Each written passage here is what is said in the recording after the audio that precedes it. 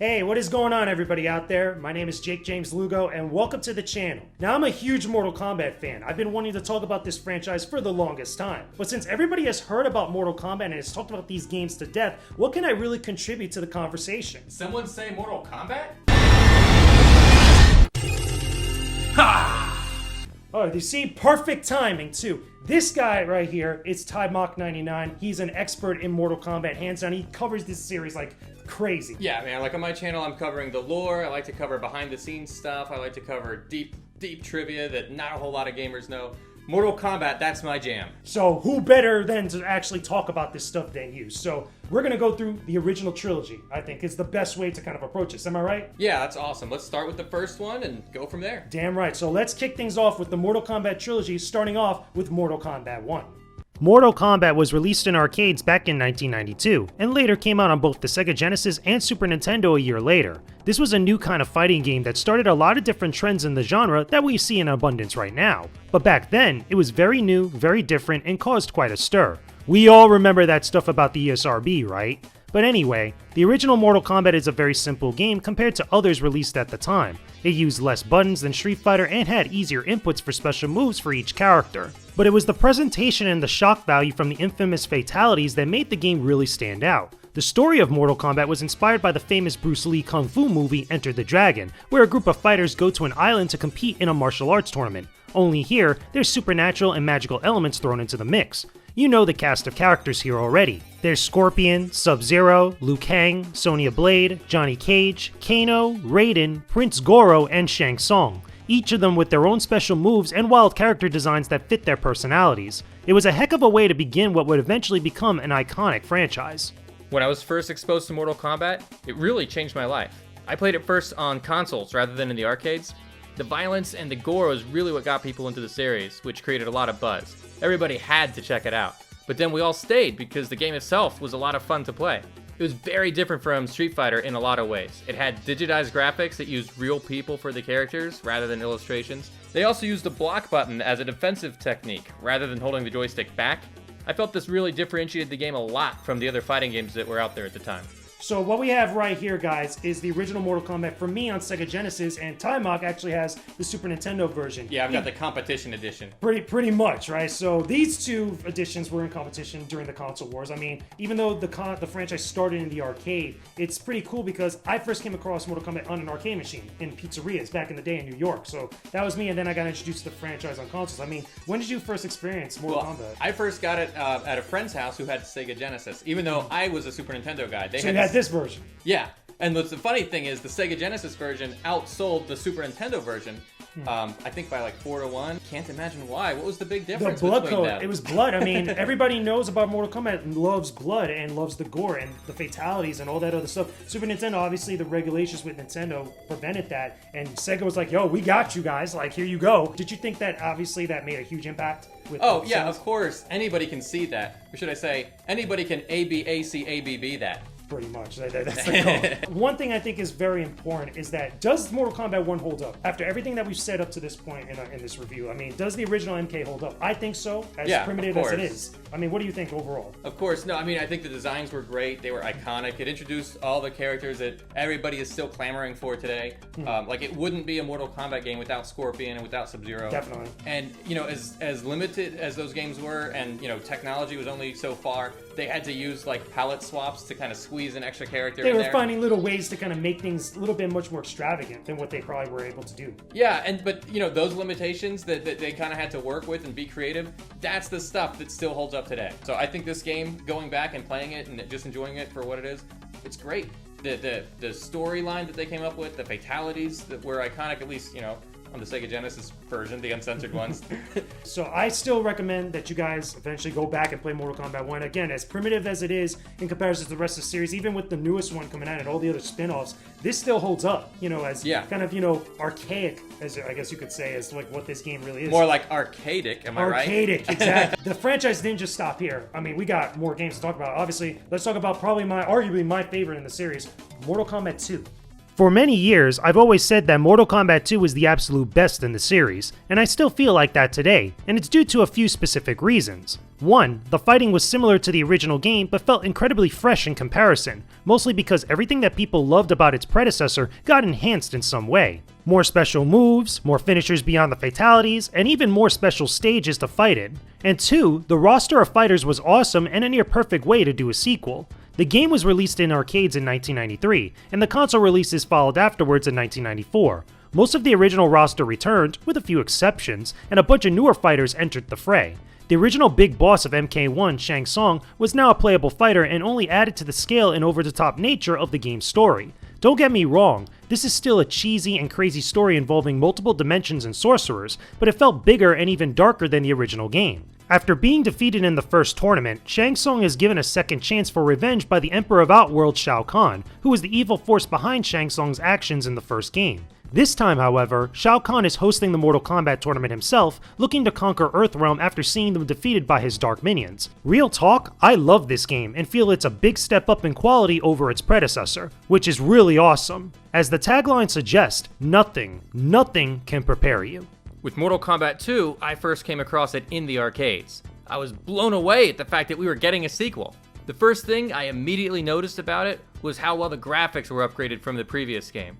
It was great seeing how many new moves the developers put into it also. Like, I saw someone getting uppercutted into the spikes on the ceiling for the first time. I found out the characters had multiple fatalities, not just one, and there were even more finishers added that I'd never seen before.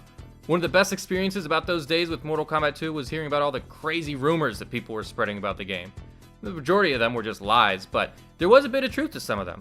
Later on, a few of those rumors would even become major parts of the series in different and interesting ways. For me, and for many other people, this was the definitive Mortal Kombat game. So now let's talk about this bad boy right here. This is an original copy of the Sega Genesis version, or Sega Genesis copy of Mortal Kombat 2. This is my favorite in the franchise for a number of different reasons. This was the one that I feel like really made me stick with Mortal Kombat as a franchise, as a series. I mean, what about you? You love Mortal Kombat 2, right? Oh yeah, Mortal Kombat 2 is probably one of my favorite in the franchise. I remember when it came out in the arcades and they had that little screen on the attract mode so that you could order a comic book. Yeah. I sent away for that thing and I read that and I loved it. Even looking at it now, like, granted, my copy's a little banged up, but this is like over 20-something years old at this point. Like, it's pretty old, but like, they even have like stuff, I could probably even show you guys briefly, like little panels and stuff from the comic. One of the things I always thought about this game in particular with the franchise, and maybe you could agree or disagree with me, is that this was the apex, I feel, of the original trilogy for me. Like, this, to me, like, was like the epitome of like what Mortal Kombat was. Yeah, and a lot of people still feel to this day like Mortal Kombat 2 is the best one in the entirety of the franchise. The other cool thing too that we should mention for you guys is that the movie was out around this time. The movie pulled a lot from this game, which I thought was interesting. Oh yeah, the movie was basically like a retelling of, like a mishmash of MK1 and MK2. They wanted to tell like both of them sort of combined into one story. One thing that I think we should also mention is that at this point, because again, the game was on Sega Genesis, it was also on Super Nintendo, and I think it also even got a 32X version if I'm not mistaken. Like, they had multiple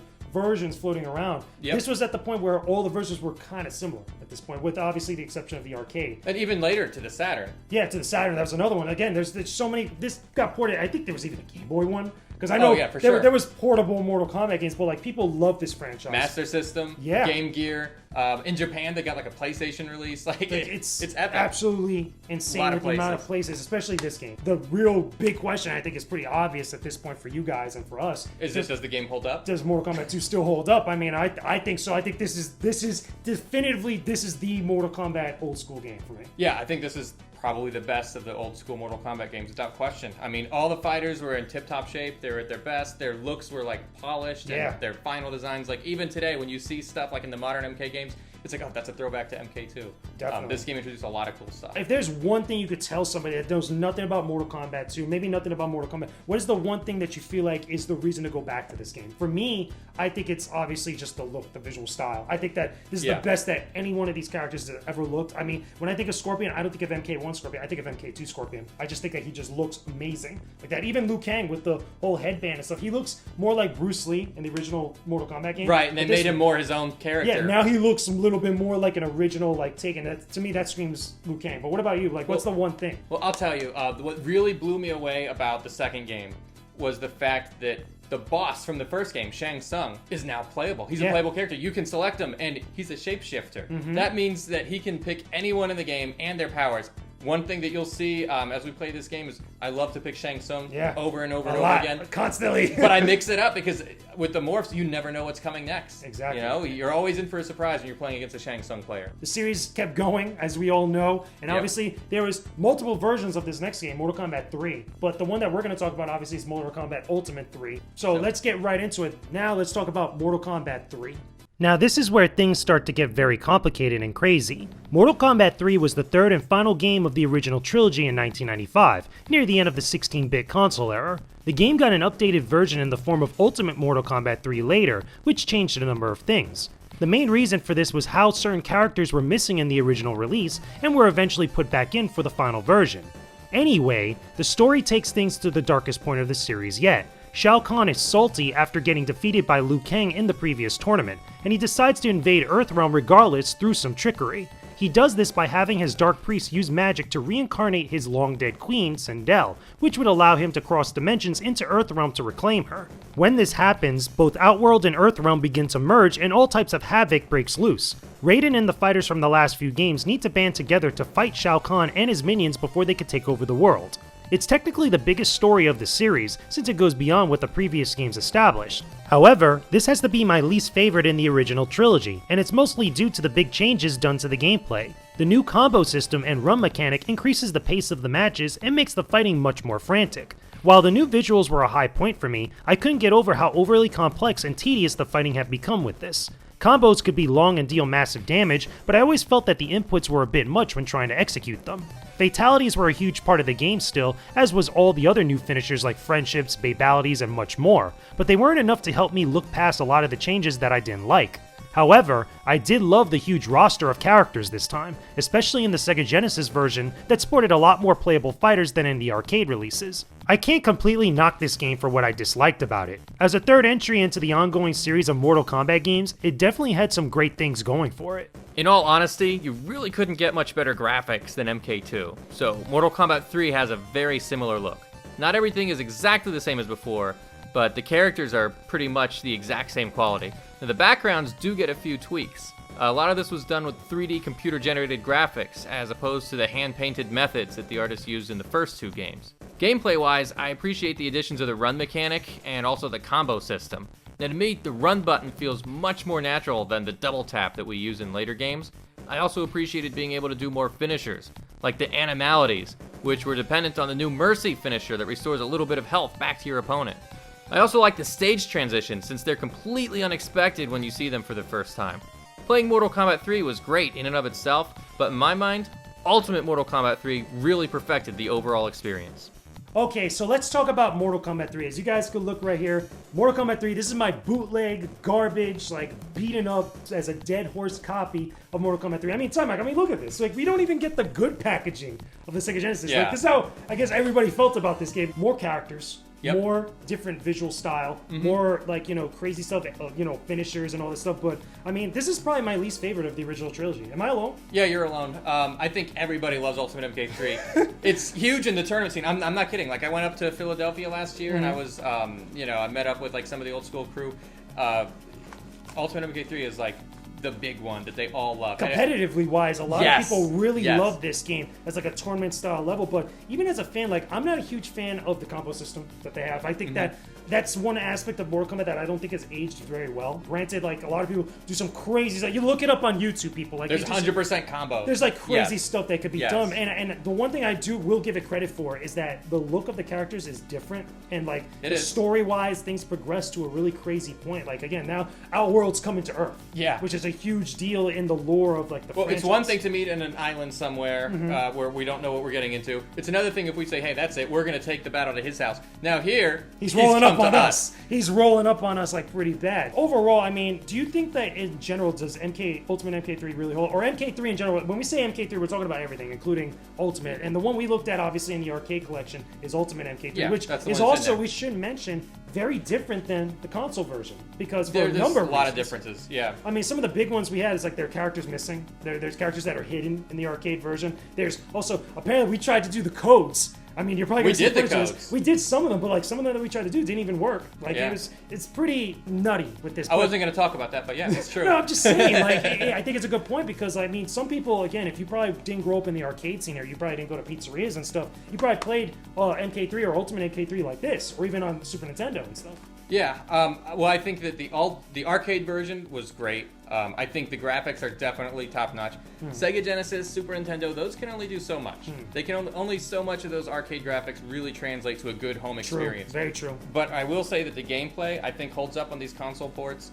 Despite the fact that characters have been shuffled around a little bit, like in the arcade version you had Shiva, they took her out, but then they gave you Rain and Noob Saibot. I think the arcade version, I think why it's so successful in the competitive scene is because the balance is perfect. They really perfected it. And the combo system, which I know you're not a fan of, it was inspired by other fighting games like Killer Instinct, most notably. A big one, and I think Yeah. I think the funny thing is that Killer Instinct borrowed a lot from Mortal Kombat in many different ways. Yeah, they I mean, inspire each other. There was a lot of different games, especially at the time. I think after MK2 specifically, that borrowed a lot from Mortal Kombat. I mean, I just reviewed Eternal Champions recently, and that has stage kills that, again, inspired heavily by what you see in and I would Mortal say Kombat. Primal Rage Rage was another one. Yeah. Like, a lot of that stuff, again, pulled from this, but even then, like, my biggest issue with Mortal Kombat 3 is that I just feel like the combo system just makes it feel like an entirely different game from the franchise. I feel like with the differences coming from MK2 to MK3 or Ultimate MK3, mind you, it's just that everything just feels vastly different. It just kind of, I felt like it was changing its identity as a franchise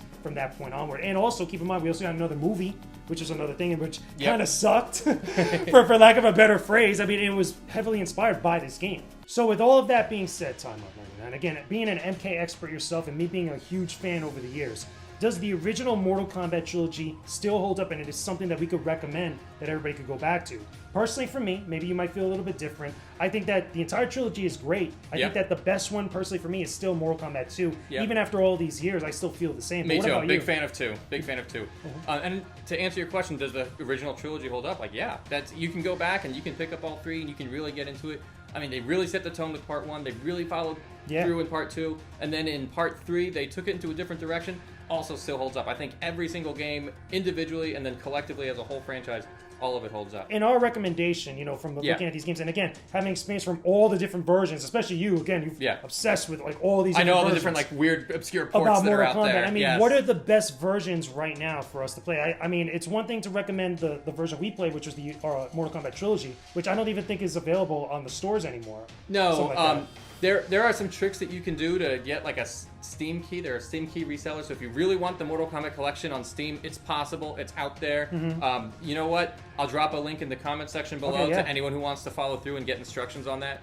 But as far as like the weird ports or something like that, like what's the best port to play?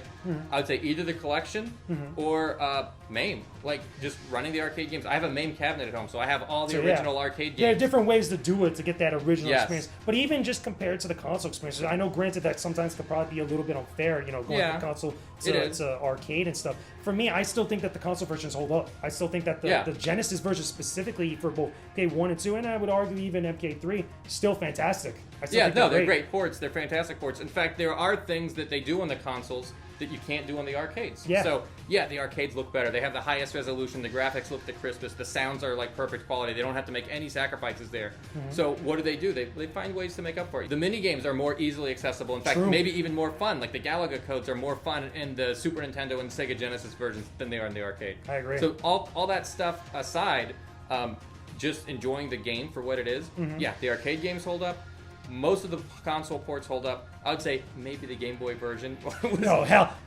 Do not play the Game Boy version. No, but you know what? For MK2, yes, even the Game Boy version. So there you go, guys. Those are our overall thoughts and our just discussion about the Mortal Kombat Trilogy, the original Mortal Kombat Trilogy. Hopefully you guys enjoyed this stuff. Big thank you to tabmok99. Thank you for having me here, Thank you. I mean, best person to talk about this stuff with. I mean, hands down. Again, you do a lot of content. I mean, tell everybody where can they find you, because you do a lot of Mortal Kombat content. Yeah, I'm always doing Mortal Kombat stuff. You can find me on youtube.com/tabmok99. I got my own custom ID there. Nice. Or you can just search for tabmok99. That works too. You can also find me on Twitter and Instagram, same username, tabmok99. Very simple. All that stuff is going to be linked down below in the description box, but besides that though, that's just our thoughts about Mortal Kombat. What are your guys' thoughts about the entire MK franchise, the original trilogy? Let me know about that stuff in the comment section down below. Tell us, what are some of your favorite Mortal Kombat games? What are the best versions of Mortal Kombat out there? What are some of your favorite characters? And what are your favorite memories of playing Mortal Kombat as a kid? And if you haven't played it, why don't you go through and try it now? Let us know what you think.